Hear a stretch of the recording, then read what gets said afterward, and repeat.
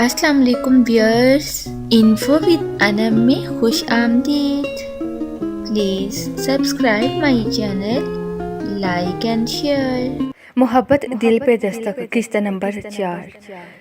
सबसे पहले मैं जानना चाहती हूँ, क्या आप लोग नावल सुनना पसंद करते हैं और वो लोग कौन से हैं जो इस नावल को सुन रहे हैं बहुत ही दिलचस्पी से? वो लोग प्लीज़ कमेंट में ज़रूर कुछ ना कुछ लिख कर बताइएगा। ओहो, सुहानी शाम इंजॉय की जा रही है। वो शावर लेकर बाहर आया तो वो सब लॉन में मौजूद थी। मौसम काफ़ी खुशगवार था, इसलिए नगीन और अदीना ने शाम की चाय का इंतज़ाम लॉन में कर रखा था। तुम्हें किसने रोका है? तुम भी आकर इंजॉय करो। अदीना ने इसके लिए कपों में चाय अंडेलते हुए दावत दी तो वो इसके साथ वाली कुर्सी पर आ बैठा। वो तो मैं करूँगा ही। गर्मी के मौसम में अगर कभी ऐसी शाम आए तो इसको एंजॉय ना करने वाला बदज़ौक़ नहीं बल्कि गुनाहगार होता है। इसने अदीना के हाथ से चाय का कप लेते हुए मुस्कुराकर कहा था। ऐसा ही था जैसे इसे दफा हो जाने को कह रही हो। ये कबाब भी ले, मैंने नए तरीके से बनाए हैं, नगीन ने पुरशौक अंदाज में कहते हुए कबाबों वाली प्लेट नौफल के सामने की तो इसने बंगों को खफीफ सी जंबिश देकर मुस्कुराते हुए एक कबाब उठा लिया। इसके कबाब खत्म होने तक नगीन इसे उम्मीद भरी नजरों से देखती रही थी। तवक्का तो यही थी कि अब वो तारीफ करेगा। कैसा था? इश्तियाक से पूछा तो वो मुंह बनाकर बोला, वैसा ही जैसे पहले होता है। क्या? यानी आपको कोई फर्क ही महसूस नहीं हुआ? इसे सख्त सदमा पहुंचा था। नहीं, फर्क तो है। वो एक और कबाब उठाकर देखते हुए मुस्कुराहट दबाकर सादगी से बोला, पहले तुम इसे गोल शेप में बनाती थी, अब चौकोर बनाया है। आप? वो दांत पीस कर रह गई तो वो हंसने लगा। यूं ही मजाक कर रहा है निगी, मैंने कहा ना बहुत अच्छे बने हैं। सालहा बेगम ने इसको तसल्ली दी थी। निगी बेफिक्र रहो, तुम्हारी शादी तक तुम कुकिंग में परफेक्ट हो जाओगी। अदीना ने भी इसे पचकारा तो वो नौफल की हंसी पर खसियाहट का शिकार होने लगी। जी नहीं, मैं इसलिए नहीं सीख रही ये सब। हाँ जी, ससुराल में तो ये भूख हड़ताल करवाएंगी, नौफल ने सर हिलाते हुए कहा। आप तो बस मेरी ससुराल के पीछे ही पड़ गए हैं। नगीन जिद आ गई थी। वेल सेड, नौफल बेसाख्ता मुस्कुराया। एक चांद सा चेहरा जहन के फलक पर अपनी ताबानी बखेरने लगा था। तुम भी चलो नौफल, अनस की तरफ जाने का प्रोग्राम बनाया है मैंने। सालहा बेगम को याद आ गया था। वो किस खुशी में? अपने अंदर उमड़ते हल्के फुल्के मगर खुशगवार से एहसास के तहत मुस्कुराते हुए इसने पूछा तो वो बोली, वो जो बच्ची है ना सोहा, उसकी तबीयत ठीक नहीं थी। मैंने सोचा कि इसकी अयादत भी हो जाएगी और इसी बहाने इन लोगों से मिल भी लिया जाएगा। मेरा वहाँ क्या काम होगा? इसने अपनी गैर दिलचस्पी जाहिर करना चाहिए थी। काम क्यों नहीं होगा भला?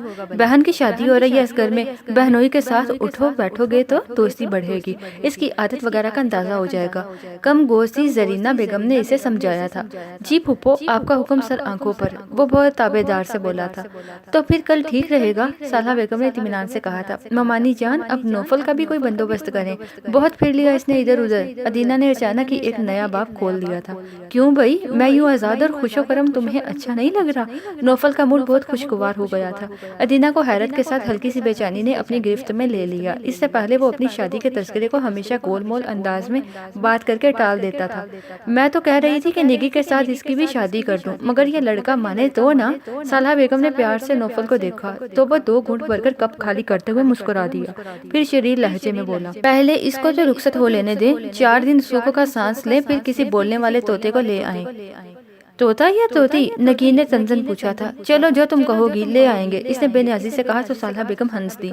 वाकई भाभी, अब तो नौफल के लिए कोई लड़की ढूंढनी चाहिए। जरीना बेगम ने भी मशवरा दिया था। मैं तो आज ही इसकी शादी करने के लिए तैयार हूँ, ये राजी तो हो? इन्होंने कहा तो वो हल्की सी मुस्कुराहट के साथ बोला, मैं तो राजी ही राजी हूँ। खैरियत तो है नौफल भाई? क्या आप सच कह रहे हैं? नगीन को अपने कानों पर यकीन नहीं आया था। भाई हम भी तो सुने, कौन है वो खुश नसीब? अदीना के दिल में दकड़ पकड़ होने लगी थी। सबकी सुनते हुए वो हंस दिया था।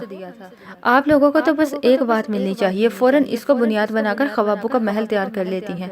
ये बहुत फजूल शख्स है ममानी जान, इसे छोड़ दें। आप ये बताएं कि अनस की तरफ कब जाना है? अदीना ने जाने किस बात के खुल जाने के खौफ से फौरन मौजू बदल दिया था।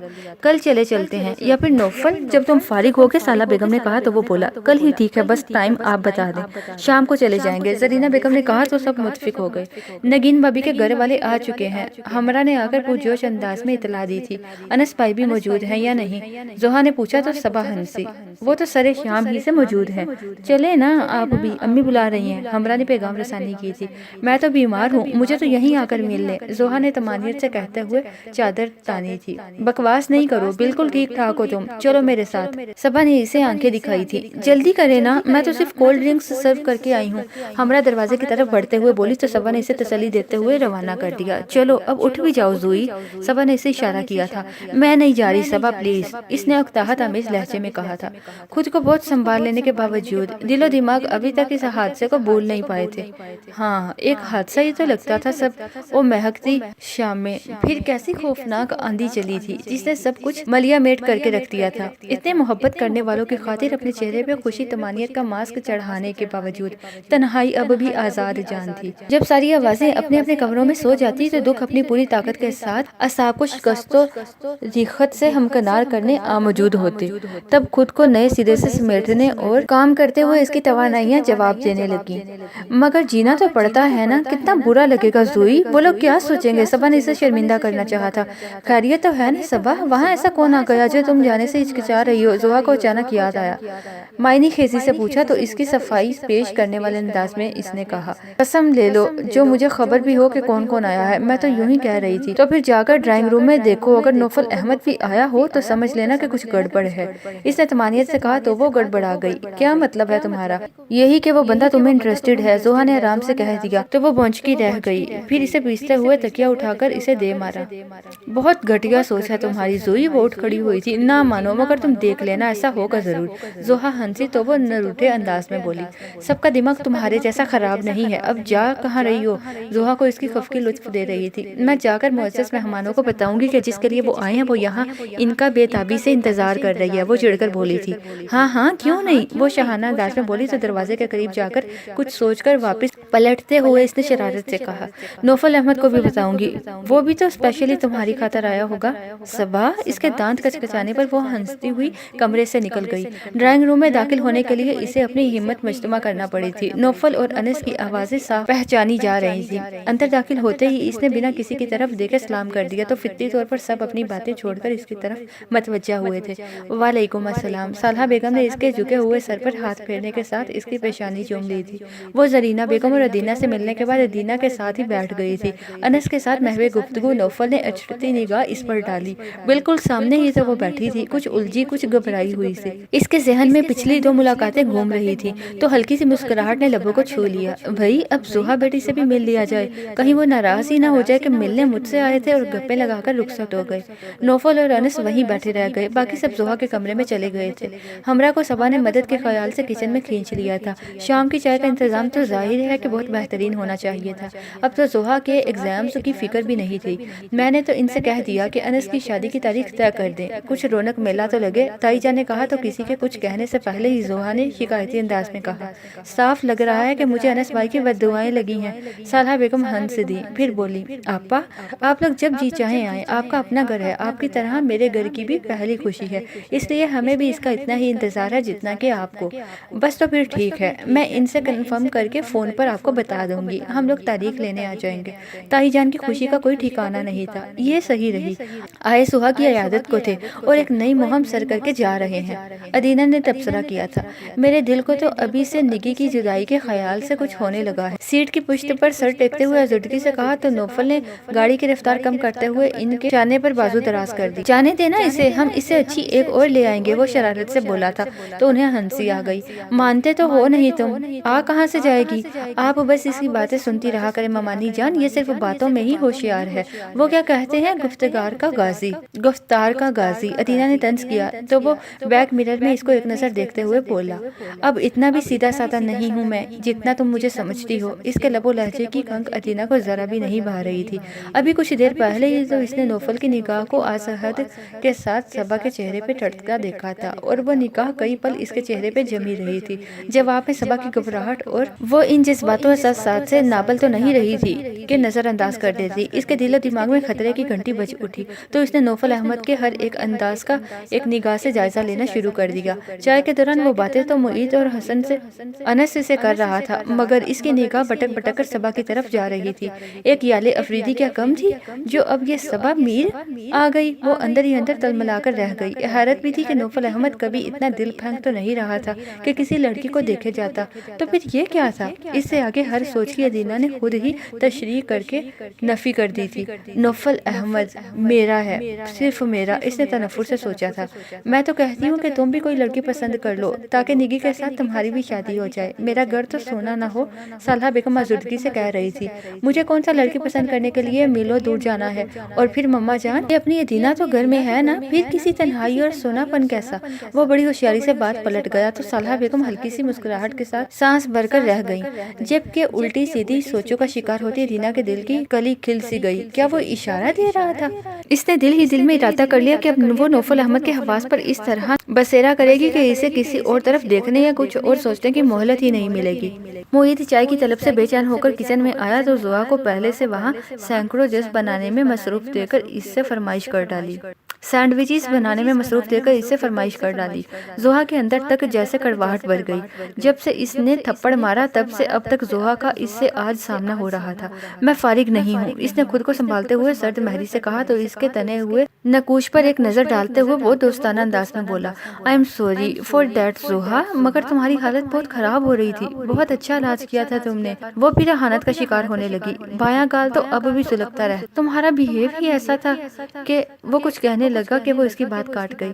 مجھے تمہاری ایکسکیوز می کی کوئی ضرورت نہیں ہے اور نہ ہی ہمارے درمیان ایسا کوئی تعلق ہے، وہ بہت بدتمیزانہ خودسری سے بولی۔ تو لہجہ بھر کو چپ ہو جانے کے بعد وہ نرمی سے بولا، تمہارے کہہ دینے سے تعلق ختم نہیں ہو جائے گا، بہرحال میں تم سے کہہ چکا ہوں، ایکسیپٹ کرنا یا نہ کرنا تمہارا اپنا فیل ہے۔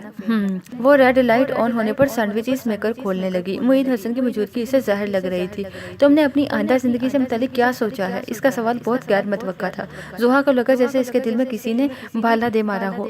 تمہیں اس سے کیا مطلب؟ وہ مشتعل سی اس کی طرف پلٹی تھی، کیونکہ اس بات سے صرف میں ہی واقف ہوں اور میں نہیں چاہتا کہ اس بے خبری کے باوجود تمہیں کوئی غلط فیصلہ کرنے کا اختیار ملے۔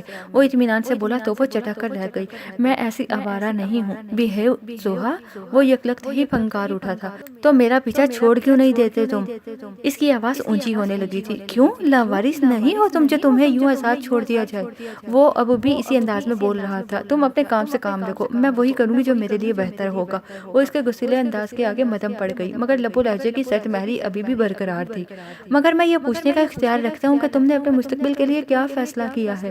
میں تمہاری خاطر جھوٹ بول کر اثر کاتوانی کا پروپوزل ریجیکٹ کر چکا ہوں۔ وہ غصے سے بولا تھا، تو نہ کرتے یہ احسان مجھ پر؟ وہ تنگ کر بولی تھی۔ معید نے تلخی سے کہا، تمہیں شاید یاد نہیں کہ تم ہی نے مجھ سے مدد مانگی تھی، وگرنہ مجھے ایسے الٹے کاموں میں ڈالنے کا کوئی شوق نہیں ہے۔ زحا کی رنگت خجالت کے مارے تمتما اٹھی تھی۔ تو نہ کرتے اتنا احسان؟ اس سے پہلے کون سا تم نے میری کسی معاملے میں مدد کی ہے؟ اس کی آڑ میں شرمساری کو چھپانا چاہا۔ ایک محبت ہی تو ہے، اس کا جرم بن گئی تھی، اور محبت بھی کیا ناکام محبت؟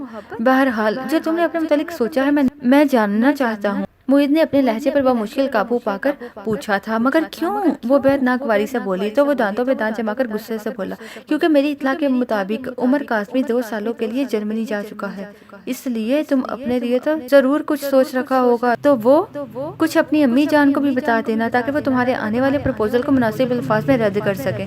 وہ کہہ کر وہاں رکا نہیں تھا۔ زحا جہاں کی تہاں کھڑی رہ گئی۔ یہ کیسا دھماکہ کر کے گیا تھا وہ؟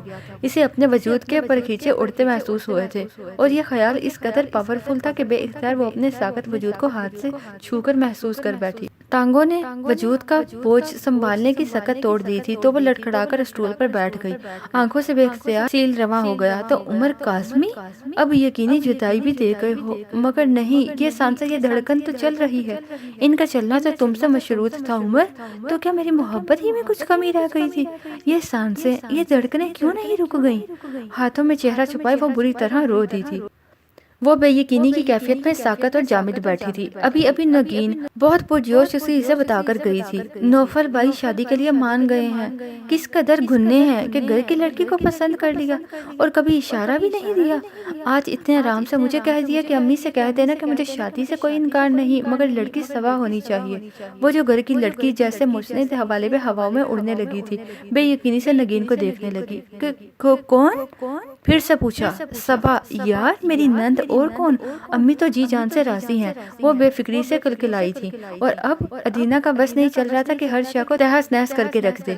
ہم تو بس یہاں نوکر بن کے رہ رہے ہیں، گھر سنبھال لیں، سارے انتظامات دیکھ لیں، اور اتنا بڑا فیصلہ کرتے وقت کسی نے بتایا بھی نہیں۔ دل میں اتنا تیر سا گھڑ کے رہ گیا تھا، وہ خواہ ہی حالے پر شک کرتی رہی تھی۔ نوفل نے خود کہا تھا صبا کے لیے، نوفل کی خواہش ہے۔ اف، اس نے مٹھیاں بھینچ لی۔ چلو دفع کرو، مٹی ڈالو اب اس قصے پر۔ زرینہ بیگم سے اس کا دبتا سلگتا دیکھا نہیں گیا تھا۔ کب سے میں آپ سے کہہ رہی ہوں کہ ممانی جان سے اشارتاً میری اور نوفل کی بات کر لیں، مگر آپ کو عقل نہیں آئی۔ آج جب سب کچھ ہاتھوں سے نکل گیا تو مٹی ڈالنے کا مشورے دے رہی ہیں۔ وہ غصے میں بہت بدلحاظ ہو جاتی تھی، اب بھی ان پر الٹ پڑی۔ ابھی دن ہی کتنے ہوئے ہیں نگی کی منگنی کو، مجھے کیا خبر تھی کہ نوفل بھی اتنی جلدی شادی کے لیے راضی ہو جائے گا۔ وہ کمزور لہجے میں اپنی صفائی پیش کرنے لگی۔ پتہ نہیں اندر ہی اندر کب سے کھچڑی پک رہی تھی۔ مجھے کیا خبر تھی کہ نوفل بھی اتنی جلدی شادی کے لیے راضی ہو جائے گا۔ وہ کمزور لہجے میں اپنی صفائی پیش کرنے لگی۔ پتہ نہیں اندر ہی اندر کب سے کھچڑی پک رہی تھی۔ ہمیں تو بس اپنی اپاہج ماں کی خدمت کے لیے رکھا ہوا ہے۔ وہ سخت تیش میں تھی۔ پہلے تو کبھی کسی نے اس بات کا اشارہ تک نہیں دیا، اور اب واقعی اتنی اچانک سب کچھ طے کر لیا۔ زرینہ بیگم کا ذہن بیٹی کی طرح کام نہیں کر رہا تھا۔ اب بھی متاسفانہ انداز میں سادگی سے بولی تو اس نے دانت پیسے۔ آپ کو میں نے کتنی بار کہا ہے کہ آنکھیں اور کان کھلے رکھا کریں، مگر آپ نے کبھی دھیان دیا ہو تب نا۔ میں تو اسی آس میں تھی کہ اس بار بھابھی ہی میرا بوجھ ہلکا کر دیں گی، مگر ان لوگوں نے تو اپنی سوچوں کی بنک تک نہیں پڑنے دی۔ وہ متاسفانہ انداز میں بولی، پھر سارا الزام اسی پر دڑ دیا۔ تمہاری ہی غلطی ہے ساری، اچھی بلی وہ شادی کے لیے تیار بیٹھی تھی، تم ہی نے سارا بیڑا گرک کر دیا، اپنا بھی اور اپنی زندگی کا بھی۔ نوفل کون سا ساری زندگی کے لیے امریکہ جا بیٹھا تھا، لے کے اس کنگلے خلیل الرحمان کو پسند کر لیا۔ کیا نتیجہ نکلا اس پسند کی شادی کا؟ سال بعد ہی داغ پیشانی پر سجا کر گھر بیٹھ گئی۔ اب نوفل کا خاک دہان کرتا تمہارا؟ ماں کی باتیں سچی صحیح ادینہ کو تلملانے پر مجبور کر گئیں۔ تو میرا کیا بگڑ گیا ہے اس شادی اور طلاق سے؟ اس سبا سے تو اچھی ہوں نا میں، اس نے کہا تو زرینہ بیگم نے بھری تھی، مگر بات تو نوفل کے دل کی تھی نا۔ من پسند چیز کے ہاتھ سے نکلنے کے خیال سے ادینہ کو پھر کچھ ہونے لگا۔ یہ نوفل بھی بڑا کمینہ نکلا، اتنا خیال رکھتا تھا میرا، مجھے تو کبھی اپنے قابو سے باہر نہیں جانے دیا۔ اس کا دل سبا پر کیسے پھسل گیا؟ اتنا ہی قابو میں لگ رہا تھا تو دل کی بات بھی اس کو بتا دی ہوتی، یہ دن تو نہ دیکھنا پڑتا۔ زرینہ بیگم چڑ گئی تھی۔ آپ تو بس خاموش ہی رہیں، کوئی ڈنگ کا کام تو آج تک آپ نے کیا نہیں۔ مائیں ایسی ہوتی ہیں، اولاد کی آنکھ کا اشارہ تک سمجھنے والی ہوتی ہیں۔ اس کی رگوں میں تو جیسے زہر دوڑ رہا تھا۔ چلو تم نے تو ڈنگ کا کام کر لیا نا۔ انہوں نے اس کا طنز بڑے تحمل سے برداشت کیا تھا، پہلے نہیں کیا تھا تو اب کر لوں گی۔ وہ نوفل کے لیے دیوانی ہو رہی تھی، ایک بار تو اسے اپنی بیوقوفی کے ہاتھوں گنوا بیٹھی تھی، اب تو اس کی ہر آس اور امید نوفل ہی سے جڑی ہوئی تھی، اسے کیسے ہاتھ سے جانے دیتی؟ اب کیا کرو گی تم؟ وہ تو نگین کے ساتھ ہی نوفل کو بھی نپٹانے کے لیے تیار بیٹھی ہے۔ زرینہ بیگم نے اسے اطلاع دی تھی، جس نے اندر بھڑکتی آگ میں مزید اضافہ کیا تھا۔ وہ جانتا نہیں ہے مجھے، اس گھر میں کوئی اور قدم رکھ کے تو دیکھے، وہ اس سبا کو تو دیکھے۔ چوتھے ہی روز میں نے طلاق نہ دلوائی تو کہیے گا۔ نفرت نے اس کا چہرہ بگاڑ دیا تھا۔ زرینہ بیگم اسے دیکھ کر رہ گئی۔ یہ گرما گرمی شاید ابھی کافی دیر جاری رہتی، مگر باہر سے نگین کے پکارنے کی آواز آئی تو دونوں ماں بیٹی کو سنبھلنا پڑا۔ ادینہ کے لیے فوری طور پر اپنے تاثرات بدلنا ممکن نہیں تھا۔ وہ فوراً باتھ روم میں گھس گئی۔ نگین دروازہ کھول کر اندر آ گئی تھی۔ پھوپھو، آپ کو امی بلا رہی ہیں، اور یہ ادینہ کی طرح؟ ادینہ باتھ روم میں ہے، خیریت تو ہے؟ انہوں نے پوچھا تو وہ لاپرواہی سے ہنسی۔ یہ تو امی ہی آپ کو بتائیں گی، شاید میری شادی کی ڈیٹ فکس کرنے کا معاملہ ہے، اور نوفل بھائی نے جو شوشہ چھیڑا ہے اس کا بھی کچھ کرنا ہوگا۔ چلو آ جاؤ پھر، انہوں نے چپل پاؤں میں ڈالتے ہوئے کہا تو وہ بولی، میں ادینہ کے پاس بیٹھوں گی، وہ تو نہانے کے لیے گھسی ہے، جانے کب نکلے، ادھر ہی آ جائے گی۔ انہوں نے بہانہ بنا کر نگین کو ساتھ لے جانا چاہا۔ انہیں علم تھا کہ ادینہ کا موڈ اب گھنٹوں یوں ہی بگڑنے والا ہے، اور کم از کم بابت سے بگاڑتا نہیں چاہتی تھی، کیونکہ بیوگی کے بعد اب یہی ایک سر چھپانے کا ٹھکانہ تھا۔ چلے پھر، وہ شانے اچکاتی ان کے ساتھ دروازے کی طرف بڑھ گئی۔ ان کے جانے کا اندازہ ہو جانے کے بعد وہ باتھ روم سے باہر نکلی تھی۔ ٹھنڈے پانی کے چھینٹے منہ پہ مارنے کے باوجود ابھی اسے چہرے سے آگ کی لپٹیں نکلتی محسوس ہو رہی تھی۔ تم دیکھنا تو صحیح نوفل، میں تمہیں اس بے وفائی کی کیسے سزا دوں گی۔ اگر تم میرے نہیں ہوگے تو سبا کے بھی نہیں ہو سکو گے۔ میں بے مراد ہوں تو وہ بھی تمہیں کسی طور پر نہیں پا سکے گی۔ اس کی تمام تر نفرت اس کے تاثرات میں سمٹ آئی تھی۔ میر ہاؤس میں تو صالحہ بیگم کے فون نے دھماکہ ہی کر دیا تھا۔ بہت شائستگی اور مان کے ساتھ انہوں نے آ کر سبا کو نوفل کے نام کی انگوٹھی پہنانے کی اجازت طلب تو تائی جان بیچاری برا فروختہ ہو گئی۔ وہ تو انس اور نگین ان کی شادی کی تاریخ ٹھہرانے کا سوچ رہی تھی اور ادھر سالہ بیگم نے انہیں ایک اور سوچ دے دی۔ تمام تر گھبراہٹ کے باوجود انہوں نے بڑی شائستگی سے انہیں سب سے مشورہ کر لینے کے بعد جواب دینے کا کہا، اور سب کے درمیان بات کرنے کا نتیجہ یہ نکلا کہ صبا بی بی جا کر احتجاجاً اپنے کمرے میں بند ہو گئی تھی، جبکہ انس اس رشتے کا سب سے بڑا حمایتی تھا۔ مانتی ہو نا میری چھٹی حص کو؟ میرے موکل کبھی مجھے غلط خبر نہیں دیتے۔ زوہا نے اسے چھیڑا تو وہ رو دی۔ سبھی وہ حیران ہو گئی تھی۔ مجھے نہیں کرنی یہ شادی، آپ بھی اتنے اچھے تو ہیں نوفل بھائی، حملہ نے جوشیلا انداز میں کہنا شروع کیا تو صبا نے اسے ڈانٹ دی۔ تم خاموش رہو۔ بات کیا ہے صبا، کیا اعتراض ہے تمہیں اس رشتے پر؟ زوہا نے حیرت سے پوچھا تو وہ صاف گوئی سے بولی، نوفل احمد کے علاوہ کسی بھی پرپوزل کو ہاں کر دے مگر اسے نہیں۔ ہیں دماغ تو ٹھیک ہے نا تمہارا؟ نوفل احمد کے پرپوزل میں کیا برائی ہے؟ زوہا کو تحیر نے گھیر رکھا تھا۔ اسے صبا سے ایسے جواب کی خواب میں بھی توقع نہیں تھی کہ وہ اس قطعی انداز میں انکار کر دے گی۔ اس میں برائی یہ ہے کہ وہ نگین کا بھائی ہے، اس نے کہا تو وہ نہ سمجھنے والے انداز میں اسے دیکھنے لگی۔ میں کسی بھی طور پر اس میرج کے حق میں نہیں ہوں، صبا نے کہا تو اس کے حلق سے گویا سانس خارج ہو رہی تھی۔ تم نہایت احمق لڑکی ہو صبا، یہ ہے وہ عظیم الشان وجہ اس پرپوزل کو ریجیکٹ کرنے کی۔ اس نے اسے گورا تو وہ اب کی بار اطمینان سے بولی، تمہارے لیے چاہے یہ عام سی وجہ کیوں نہ ہو، میرے لیے بہت خاص ہے۔ اب وہ زمانہ نہیں رہا کہ وٹے سٹے کی شادیوں کو ہوا بنایا جائے۔ پڑھے لکھے ہو تم، جاہل نہیں کہ خواہ لڑائیاں کرتے پھرو گے، زوہا نے کہا تو وہ بولی، تم بات کی گہرائی میں نہیں جا رہی زوہا، شادی شدہ زندگی میں تو یوں بھی سسرال رشتہ داری بدل جاتی ہے، اور یہاں تو کراس میرج کی بات ہو رہی ہے۔ بدلہ لینے کے لیے فریقین ہر وقت موجود، ایک کپل خوش نہیں تو دوسرا خواہ بیچ میں رگڑا جاتا ہے۔ تمہاری بات 100% صحیح ہے، مگر صبا یہ رشتہ اب سب رشتہ داروں سے بہت مختلف ہے۔ یہاں ویسے کوئی سسرالی رشتہ دار ہیں اور نہ ہی دونوں کپلز جاہل ہے کہ ہر وقت لڑتے جھگڑتے رہیں۔ انس بھائی تو پہلے ہی نگی کے والا و شیتا ہیں، ٹیلی فونک ملاقاتوں نے ان کی سٹینڈنگ بڑھا دی ہے، اور رہے نوفل بھائی تو یہ پرپوزل خالصتاً ان کی مرضی سے آیا ہے، وہ محبت سے لے جا کر تمہیں دنگل میں اتارنے سے تو رہے۔ زوہا نے اسے سمجھانے کی سرتوڑ کوشش کی تھی۔ میرا دل نہیں مانتا زوئی، وہ بے بسی سے بولی تو زوہا نے دانت پیس کر کہا، اپنے اس دل کو کہیں باندھ کر ڈال دو، اتنے اچھے رشتے کو بنا کسی جواز کے ٹھکرا رہی ہو۔ تم نے بھی تو یہی کہا تھا۔ اظہر کاتوانی کا پرپوزل بھی تو اچھا تھا، صبا کو بہت اچھے سے یاد آیا تھا، اور اس کی یہ بات زوہا کو جانے کیا کچھ یاد دلا گئی۔ دل سے اٹھتی تھی شدید سہی، مگر خود کو سنبھالنے رکھنا اس کی مجبوری بن چکی تھی۔ وہ میں نے نہیں، معید نے ریجیکٹ کیا تھا، زوہا نے اس کی طرف دیکھے بغیر عام سے انداز میں کہا، پھر اس کے کچھ بولنے سے پہلے ہی ڈپٹنے والے انداز میں بولی، اور اب تم اپنا دماغ ذرا ٹھیک کر لو، کیونکہ سب کو یہ پرپوزل جی جان سے قبول ہے۔ سب کو قبول ہے تو میرا اس میں کیا قصور ہے؟ میں کسی طور پر اس تجربے کے حق میں نہیں ہوں، وہ بسوری تھی۔ آپ کا تو اللہ ہی حافظ ہے، اتنے لولے لنگڑے جواز کو بلا کس نے مانا ہے؟ ہمراہ نے پھر سے لب کشائی کی تو وہ اٹل انداز میں بولی، اس پرپوزل کے علاوہ اور کہیں بھی کہاں کر دیں، مجھے منظور ہے، میں یہ رسک نہیں لے سکتی۔ ہاں جی، ڈیمی موڑ کے دروازے کے باہر تو پرپوزل کی لائن لگی ہوئی ہے نا، زوہا نے بھرپور انداز میں کہا تو اس نے ہاتھ جوڑ دیا، تم بس میرا اعتراض اور انکار امی تک پہنچا دو، وہ خود ہی جو کرنا ہوگا کر لیں گی۔ اور زوہا نے یہی کہا تھا۔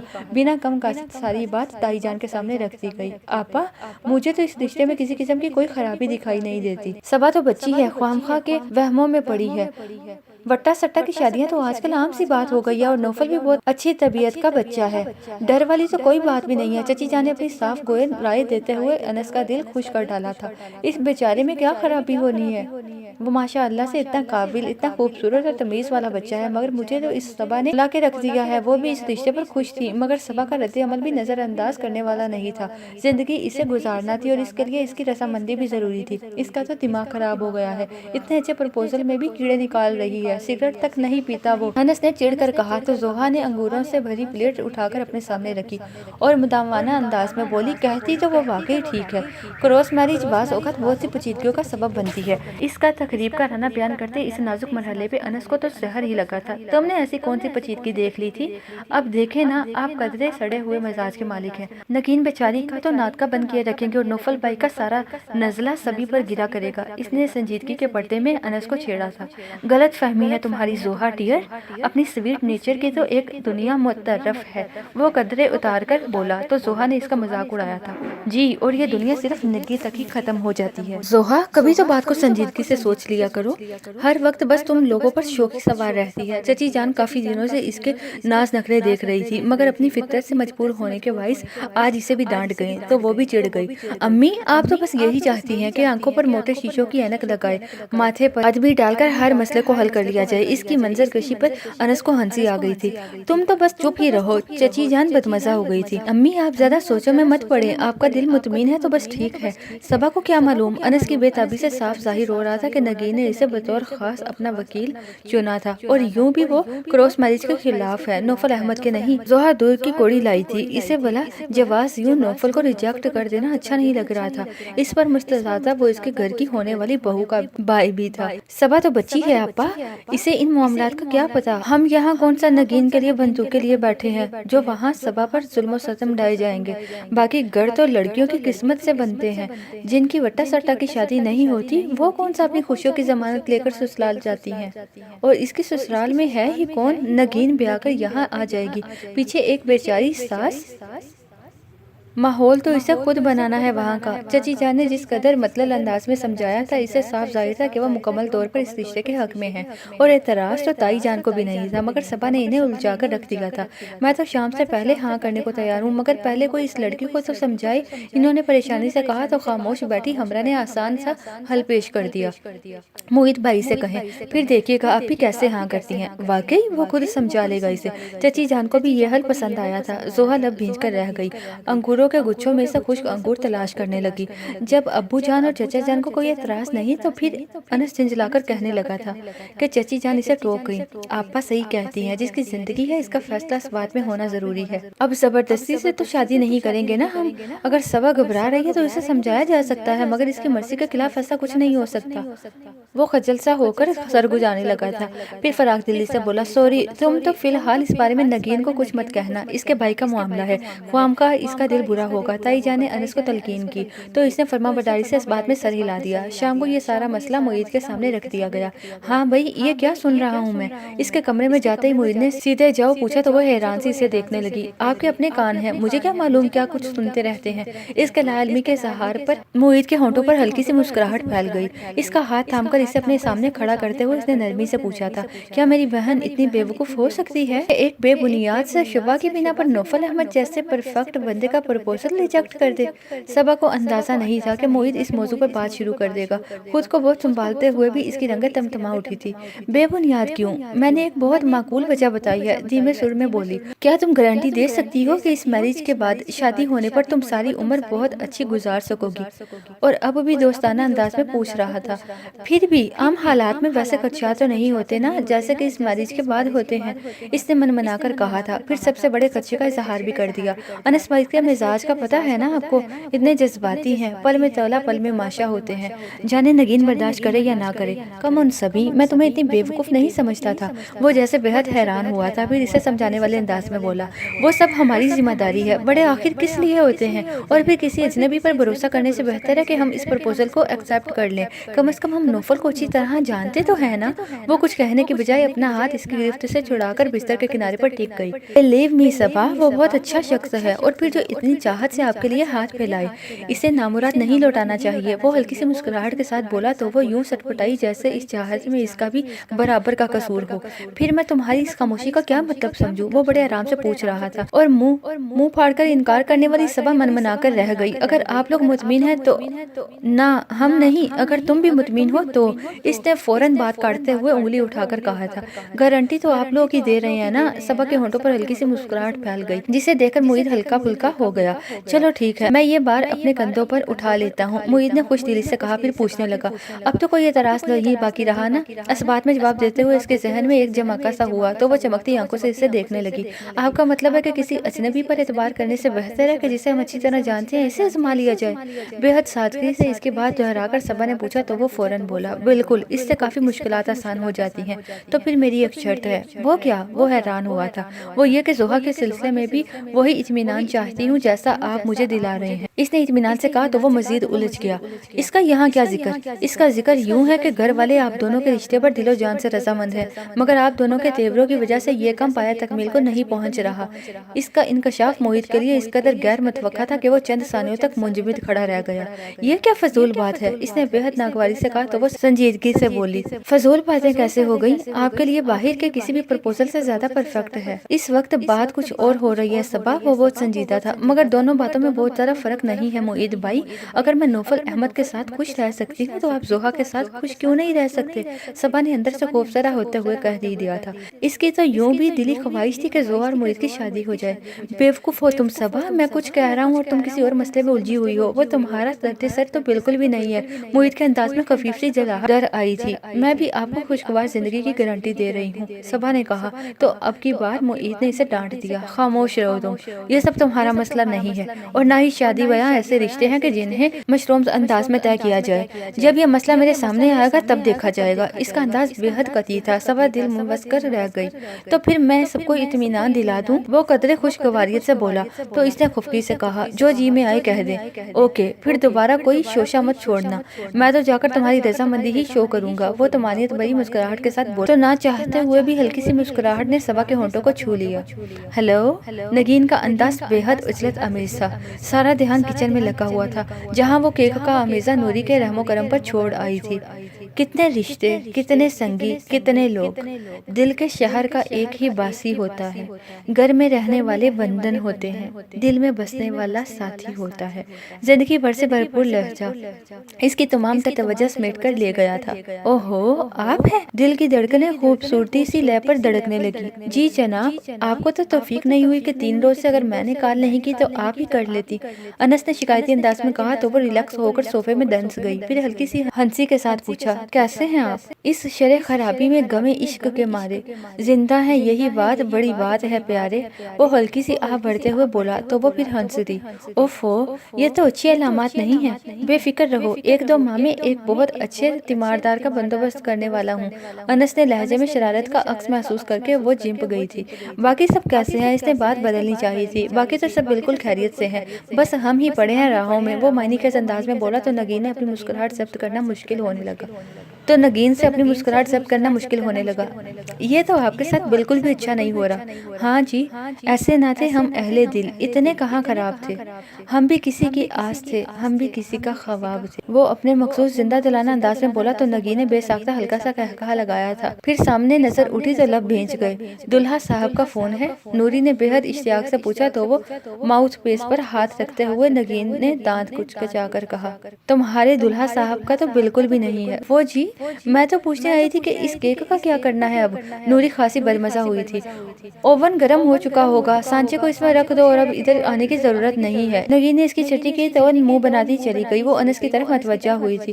کون تھا؟ وہ پوچھ رہا تھا۔ نگین نے بتایا، نوری تھی۔ بیوقوف، خیر بیوقوف تو مت کہو، کافی عقل مند ہے محترمہ، کتنی آسانی سے میرے مقام کا ابھی سے تعین کر گئی ہیں۔ وہ شریر لہجے میں بولا تو نگین کو احساس ہوا کہ وہ بھی نوری کی گلفشانی سے محفوظ ہو رہا تھا۔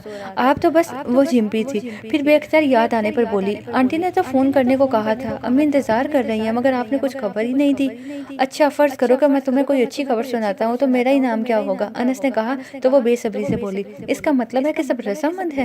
ارے واہ، یوں ہی کیسے بتا دوں؟ پہلے کچھ انعام تو طے کرو۔ وہ یقیناً مسکرا رہا تھا۔ مت بتائیں، میں یوں بھی آج آنٹی کو فون کرنے والی تھی۔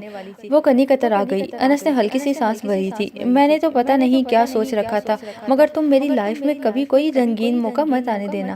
اب بتائیں نا، ہم پھر کب آئیں؟ وہ بے تاب ہوئی تھی۔ انس نے کہا، یہ تو تم لوگوں پر ڈیپینڈ کرتا ہے، ویسے امی تو خود فون کرنا چاہ رہی تھی، مگر میں نے کہا خود بات کر لوں گا۔ اب تم اگر چاہو تو ان سے بات کر کے سب طے کر لو۔ بالکل ٹھیک ہے، میں ابھی جا کر یہ خوشخبری امی کو سناتی ہوں۔ وہ جوشیلے انداز میں بولی تو انس نے فوراً کہا، اسی لیے میں ابھی تمہیں نہیں بتا رہا تھا، فوراً بھاگنے کو تیار ہو گئی ہو، اتنا بھی خیال نہیں کہ مجھ سے اچھی طرح بات ہی کر لو۔ سوری انس، ایسی بات نہیں ہے۔ وہ شرمندہ سی ہوئی۔ تم سے اچھی تو وہ نوری ہے، اپنی دل کو خوش کرنے والی بات کر کے گئی ہے۔ وہ شرارت سے بولا تھا۔ کیا خیال ہے پھر آج نوری سے ہی بات نہ کروا دوں؟ نگین نے بہت تحمل سے طنز کیا تو وہ ہنس دیا۔ نہیں، تم زیادہ اچھی ہو۔ وہ متبسم ہوئی تھی۔ اور میرے متعلق جناب کا کیا خیال ہے؟ مجھے نہیں پتا، وہ حجاب کی زد میں تھی۔ اٹس ناٹ فیئر، میں نے ابھی تمہاری تعریف کی ہے، انس نے احتجاج نوٹ کرایا تھا۔ تو کیا ضروری ہے کہ میں بھی آپ کی تعریف ہی کروں؟ نگین نے تنگ کرنے والا انداز بنایا تھا۔ کیا مطلب؟ یعنی میں اتنا اچھا نہیں ہوں؟ انس کی آواز سے لگ رہا تھا کہ اسے سخت صدمہ پہنچا ہے۔ وہ لب دبا کر ہنسی پھر دھیمے لہجے میں بولی، آپ تو اتنے اچھے ہیں کہ وہ بے قرار ہوا تھا۔ وہ ہم سفر ہو اور سفر ہو زندگی بھر کا، یہی دعا آتی ہے زندگی کی لبوں پر۔ وہ مجاب آلود انداز میں بولی تو ریسیور پر چند ثانیوں کے لیے خاموشی چھا گئی۔ یہ وہ کون ہے؟ قدرے توقف کے بعد انس نے پوچھا تو وہ چلا ہی اٹھی۔ بہت فضول ہیں آپ، یہ شعر میں نے آپ کے لیے پڑھا ہے۔ اب آئی ہو نا لائن پر، وہ کہا لگا کر بولا تو اس کی ہوشیاری پر نگین کا چہرہ تپ اٹھا جیسے وہ مقابل موجود ہو۔ یہ انس کی دوستانہ فطرت ہی کا کمال تھا کہ ان دونوں کے مابین کافی بے تکلفانہ روابط طے ہو چکے تھے۔ اوپر سے نگین کی عادات بھی ایسی جیسی، تو یہ انڈرسٹینڈنگ مزید بڑی تھی۔ سچ بہت خراب ہیں آپ، زیر لب مسکرات دباتے ہوئے وہ مدھم سرورہ میں بولی تو انس نے بھی اس کے احساسات سے خوب حظ اٹھایا۔ امی بھی یہی کہتی ہیں، اسی لیے تو انہوں نے تمہیں ڈھونڈا ہے تاکہ مجھے ٹھیک کر سکو۔ کیوں، آپ کے نزدیک کوئی سروس اسٹیشن نہیں ہے کیا؟ نگین نے طنز کیا تھا۔ ہے تو، مگر مجھے ذرا دوسری قسم کی سروس کی ضرورت ہے جس میں پیار محبت کی چاشنی ہو، آرام سے بولا تو وہ جھنپ گئی۔ آپ کو تو بس موقع ملنا چاہیے بات کرنے کا۔ ارے ہم تو پتہ نہیں کس موقع کی تلاش میں ہیں، وہ لہ کر کہنے لگا تو نگین نے فوراً اللہ حافظ کہہ کر فون بند کر دیا۔ اس کے ہونٹوں پر خوبصورت سی مسکراہٹ پھیلی تھی۔ اس کی باتوں کو ذہن میں دہراتے ہوئے وہ صالحہ بیگم کے کمرے میں چلی گئی۔ میر ہاؤس سے اس بات میں جواب پا کر وہ بھی بہت خوش تھی۔ شکر ہے خدا کا، میرے بیٹے نے پہلی بار کوئی فرمائش کی تھی، وہ بھی پوری ہو گئی۔ بھائی کو فون کروں؟ نگین نے جلدی سے پوچھا تو وہ ہنس دی۔ کر دو، وہ تو اس دن سے بے چین پڑ رہا ہے۔ پہلے آپ یہ تو بتائیں کہ ادھر سے ہاں ہونے کے بعد آپ کو کیا پروگرام ہے؟ پروگرام کیا ہونا ہے؟ تم دونوں کی ایک ساتھ ہی شادی کر دیں گے۔ تمہارے جانے کے بعد میں اکیلی تو نہیں رہوں گی نا؟ پھر بھی مختصر دورانیے کے لیے ہی صحیح، مگر انگیجمنٹ تو ہونی چاہیے نا۔ اکلوتے بھائی کی خواہش پوری ہونے کی بھی خوشی تھی، ہر موقع کو یادگار طریقے سے منانا چاہتی تھی۔ جیسا تم لوگ چاہو، صالحہ بیگم نے پیار سے کہا تو وہ اٹھ کھڑی ہوئی۔ میں نوفل بھائی کو فون کرتی ہوں، ان کا تو اس خوشخبری پر پہلا حق ہے۔ اس کے بعد ادینہ سے صلاح مشورہ کر لوں گی۔ جاننے کے لیے دیکھتے رہیے محبت دل پہ دستک، قسط نمبر 4، حصہ نمبر 2۔